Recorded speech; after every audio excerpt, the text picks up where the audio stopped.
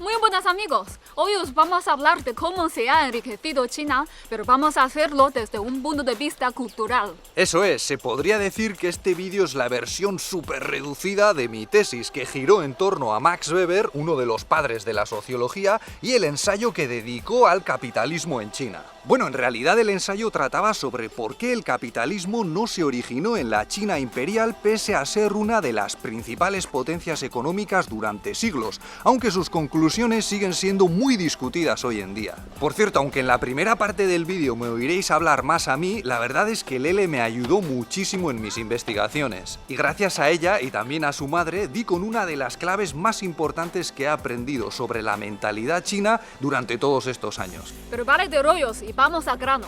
Bien, aunque Max Weber y Karl Marx coincidían en algunas cuestiones importantes, se podría decir que tenían un enfoque prácticamente contrario a la hora de analizar los grandes cambios sociales. Como muchos sabréis, Marx partía de la base del materialismo histórico y consideraba que lo más importante para entender una sociedad era ver cómo están organizadas las fuerzas y las relaciones productivas. Es decir, quiénes tienen el poder y cómo se aprovechan de los recursos, pues la cultura en su conjunto es poco menos que el cuento que les cuentan los explotadores a los explotados para tenerlos dominados. Pero Weber pensaba que era al revés y creía que algunos elementos culturales, como la visión del mundo promovida por ciertas religiones, cumplieron un papel fundamental en la génesis del capitalismo. Dicho de otro modo, estaríamos ante el eterno debate de si fue primero el huevo o la gallina, pero en versión sociológica. Aunque quizás más bien era la gallina de los huevos de oro, no estoy muy seguro. Por ejemplo, en una de sus obras más famosas, La ética protestante y el espíritu del capitalismo, Max Weber hace un repaso de todas las posibles causas materialistas del nacimiento de este sistema económico y las va descartando hasta quedarse con la visión del mundo de algunas formas de cristianismo protestante como el calvinismo. Y atentos porque esto es muy interesante. Weber creía que este tipo de cristianismo tenía una serie de anomalías muy especiales y prácticamente únicas dentro del panorama religioso global. No solo por la creencia en la predestinación y por las tensiones que generaba, sino también por el modo en el que fueron canalizadas dichas tensiones. Me explico, de acuerdo con la teoría de la predestinación, Dios ya ha decidido si nos vamos a salvar, pero según algunas formas de protestantismo, no hay manera de saber si vamos a ir al cielo o no.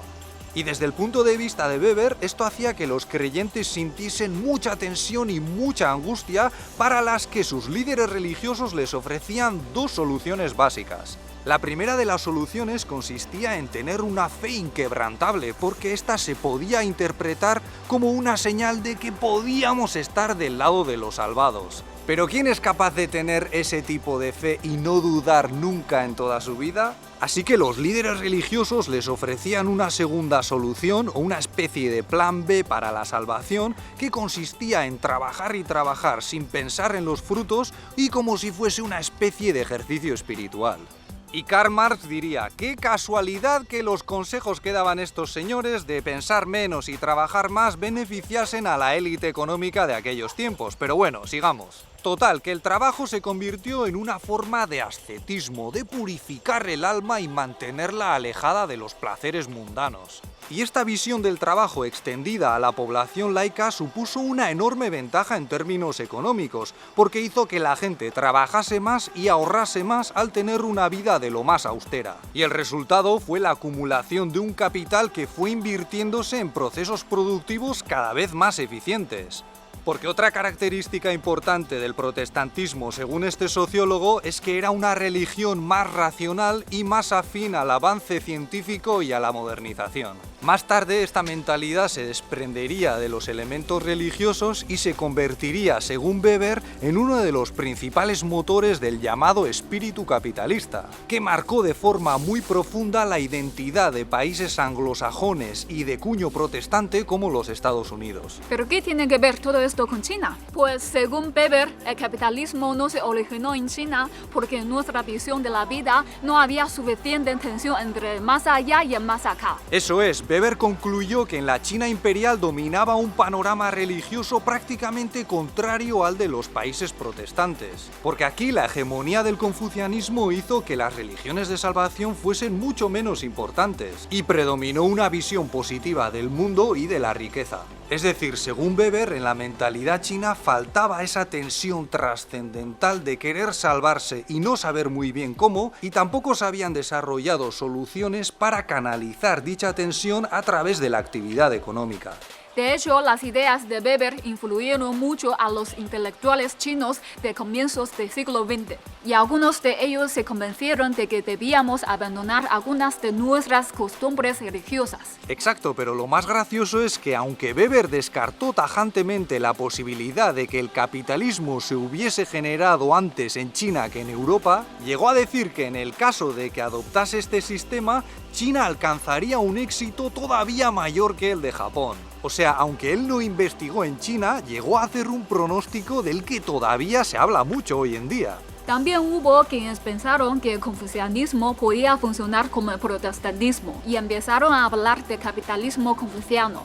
Incluso hay gente que, obsesionada por el esquema del protestantismo, defiende que el confucianismo en realidad es una religión de salvación, aunque la gran mayoría de los intelectuales de este país rechazan esa tesis, y mantienen que en China el confucianismo, el budismo, el taoísmo y la religión popular, entre otros, han convivido y se han mezclado, dando lugar a una mentalidad muy particular y muy diferente de la de los países de herencia cristiana. De hecho, aunque es verdad que en muchos pequeños negocios de China encontramos altares o imágenes religiosas, la mayoría de ellos no son patrimonio del confucianismo. Sí, yo incluso llegué a plantear que estos elementos de varias corrientes podrían actuar como un signo de pertenencia a una comunidad con determinados valores y con un nivel de confianza que podría favorecer la circulación del crédito, igual que ocurría en las comunidades protestantes según Weber. Pero al final me di cuenta de que había una gente capaz de generar mucha tensión entre el más acá y el más allá y de canalizar dicha tensión hacia la esfera del trabajo. Y esa gente no es otro que el de la familia entendida desde un punto de vista secular y prácticamente biológico. Porque la familia es un ente que puede sobrevivir a los miembros que la componen y conservar su información. Es decir, nuestros sucesores son capaces de heredar algunas de nuestras características y hasta cierto punto también nuestra forma de ser. Pero para hacernos un hueco en su carácter y en su memoria y así llegar a atisbar la eternidad en este mundo, tenemos que garantizar la supervivencia del linaje a través de una serie de actitudes y conductas favorables al bienestar material. Y entre esas actitudes y conductas podemos encontrar, por ejemplo, la famosa capacidad de ahorro de los chinos, que suele traducirse en mucho dinero invertido en educación y también en negocios, por supuesto. Y esto Javi lo aprendió a través de casos como el de mi madre, que ya nos contó algo parecido en la entrevista que le hicimos. Sí, yo estoy cada vez más seguro de que es ese familismo orientado al más acá lo que hizo que Max Weber apostase por el éxito económico de China en el futuro. Y también pienso que esa visión positiva de la riqueza de la que hablaba Weber al referirse a la mentalidad china fue la que en última instancia obligó al gobierno chino a conquistar cotas más altas de bienestar material a través de las reformas de los años 80. Pero yo no creo que el éxito de China haya consistido simplemente en dejar hacer a la iniciativa privada o en impulsar un capitalismo salvaje como nos vienen repitiendo desde algunos medios. Es más, el gobierno chino siempre insiste en que su sistema económico está regido por la teoría marxista, que contempla el socialismo y más adelante el comunismo como etapas a alcanzar solo después de una fase de desarrollo y maduración capitalista. Y es verdad que se ha dado rienda suelta a las fuerzas del mercado en algunos ámbitos con el fin de lograr esa maduración. Pero aunque las riendas estén más sueltas, siguen bien agarradas por el Estado, y más allá de las pequeñas empresas a las que se da mucha libertad y muchas ventajas, el resto de los recursos y de las fuerzas productivas siguen muy sujetas a la economía planificada. Desde prácticamente todo el suelo del país, pasando por los sectores clave y hasta la propia banca. Pero claro, hoy en día no mola decir que el llamado milagro chino debe tanto a la economía de mercado como a la economía planificada, aunque ya hablaremos de ello en otro vídeo. De todos modos, desde mi punto de vista, al final las teorías de Max Weber y Karl Marx pueden ir de la mano a la hora de explicar el desarrollo económico de China y su especial relación con el capitalismo, que, insisto, no es tan sencilla como os quieren hacer creer algunos. Eso es todo por nuestra parte. Ahora queremos saber qué opináis vosotros de todo esto. Y si queréis que hagamos más vídeos como este, los cuales implican mucho trabajo entre investigación, grabación, edición y demás, podéis animarnos dándole un me gusta, compartiéndolo, suscribiéndoos o ayudándonos a través de nuestra página de Patreon, en la que encontraréis más vídeos y otras sorpresas. Muchas gracias y hasta la próxima. Hasta luego.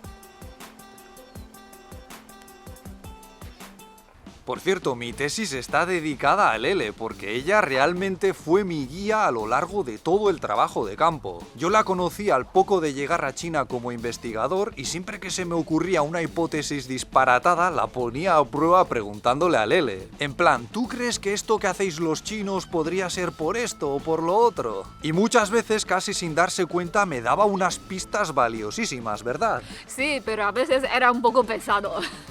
Por supuesto, luego vino todo el trabajo de investigación formal que hice yo a partir de ahí. Pero bueno, que sepáis que si os ha parecido interesante el rollo que os he soltado hoy, se lo debéis en buena parte a Lele, a la que escucharéis cada vez más, no os preocupéis. Bueno, poco a poco.